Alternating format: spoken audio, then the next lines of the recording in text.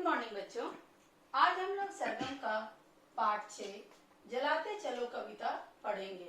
यह एक रचनात्मक विचारों वाली कविता है जिसके रचयिता द्वारिका प्रसाद माहेश्वरी जी हैं। कविता का अर्थ जब भी हम लोग पढ़ते हैं उसे 3 भाग में पढ़ते हैं। पहला संदर्भ, दूसरा प्रसंग और तीसरा अर्थ। संदर्भ में हम लोग 4 नाम लिखते हैं। वो 4 नाम क्या होते हैं? किताब का नाम, क्लास का नाम, पाठ का नाम और पाठ को लिखने वाले का नाम, रचयिता का नाम। प्रसंग में हम लोग क्या लिखते हैं? इस कविता में कवि क्या कहना चाह रहा है उस बात को 1 से 2 लाइन में लिखते हैं और अर्थ में कवि की कही गई पूरी बात को हम लोग लिखते हैं। अर्थ और व्याख्या में बहुत ही बारीक सा अंतर होता है। अर्थ में हम लोग बस कवि की कही गई बात को उसका अर्थ लिखते जाते हैं और व्याख्या में हम उस बात को और भी बढ़ा चढ़ा करके वर्णन करते हैं।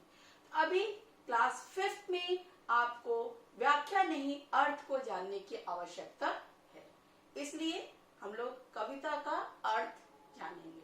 अब हम लोग शुरू करते हैं कविता पढ़ना। जलाते चलो ये दिए स्नेह भर भर, कभी तो धरा का अंधेरा मिटेगा। हमने पहले भी आपको बताया था कि हम लोग पूरी कविता का अर्थ कभी भी एक साथ नहीं पढ़ते या लिखते हैं, इसलिए जब हम लोग संदर्भ या प्रसंग जब लिखना प्रारंभ करते हैं, पढ़ना प्रारंभ करते हैं, तो प्रस्तुत कविता नहीं प्रस्तुत पद्यांश से शुरू करना चाहिए। तो संदर्भ। प्रस्तुत पद्यांश हमारी पाठ्य पुस्तक सरगम भाग 5 के जलाते चलो पाठ से लिया गया है।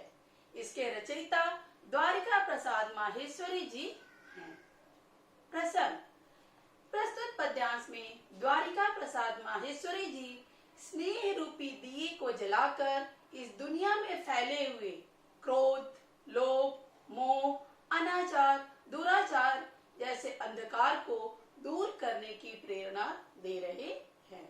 अर्थ। जलाते चलो ये दिए स्नेह भर भर, कभी तो धरा का अंधेरा मिटेगा। द्वारिका प्रसाद महेश्वरी जी कह रहे, ऐ मनुष्यों, तुम स्नेह के दिए को इस पूरे धरा पर जलाते चलो। कभी न कभी, आज नहीं तो कल, कल नहीं तो परसों, कुछ समय बाद इस धरती पर जो काम, क्रोध, लोभ, मोह, अनाचार, दुराचार रूपी अंधकार जो फैल गया है वह अवश्य खत्म होगा और व्यक्ति के अंदर मानवता, नैतिकता का प्रादुर्भाव होगा। युगों से तुम्ही ने तिमिर की शिला पर दिए अनगिनत है निरंतर जलाए। कवि कह रहे हैं युग युगांतर से अर्थात बहुत समय पहले से तुम लोगों ने ही इस दुनिया में फैले हुए अंधकार को समाप्त किया है। दिए अनगिनत है निरंतर जलाए, और उस अंधकार को कैसे समाप्त किए हैं?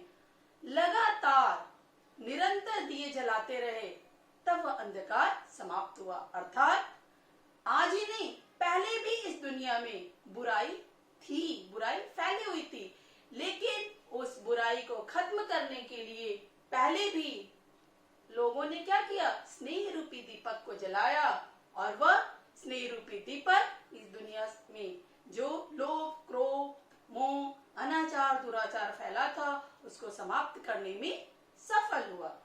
समय साक्षी है कि जलते हुए दीप अनगिनत तुम्हारे पवन ने बुझाए।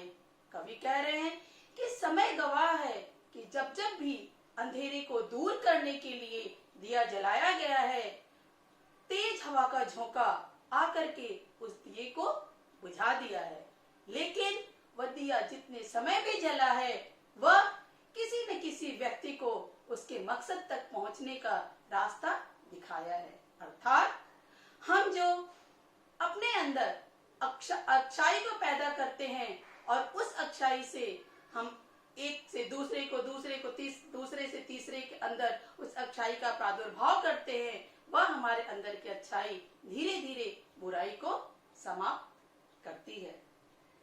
मगर बुझ स्वयं ज्योति जो दे गए हुए, उसी से तिमिर को उजाला मिलेगा। इस दुनिया से अनाचार को, दुराचार को समाप्त करने में बहुत सारे लोग अपने प्राणों को त्याग दिए, लेकिन प्राणों को त्यागते त्यागते भी वे जो प्रेम रूपी दीपक, स्नेह रूपी दीपक, आशा रूपी दीपक को जला करके गए, वह दीपक इस दुनिया से बुराई को खत्म करने में जरूर मदद करेगा, क्योंकि वह जो दीपक जला करके गए हैं उससे 1 से 2, 2 से 4, 4 से 8 ऐसे धीरे धीरे उसकी संख्या बढ़ती जाएगी। और जैसे जैसे वो स्नेह रूपी दीपक की संख्या बढ़ेगी, वैसे वैसे बुराई रूपी अंधकार खत्म होता जाएगा, कम होता जाएगा। जलाते चलो ये दिए स्नेह भर भर, कभी तो धरा का अंधेरा मिटेगा। पुनः द्वारिका प्रसाद महेश्वरी जी कह रहे, ऐ मनुष्यों, तुम निराश मत हो कि इस धरती से बुराई तो खत्म होने का नाम ही नहीं ले रही है। बस तुम एक आत्मविश्वास के साथ स्नेह रूपी दीपक को इस धरती पर जलाते चलो, स्नेह रूपी दीपक को जलाते चलो, जग में उजियारा फैलाते चलो।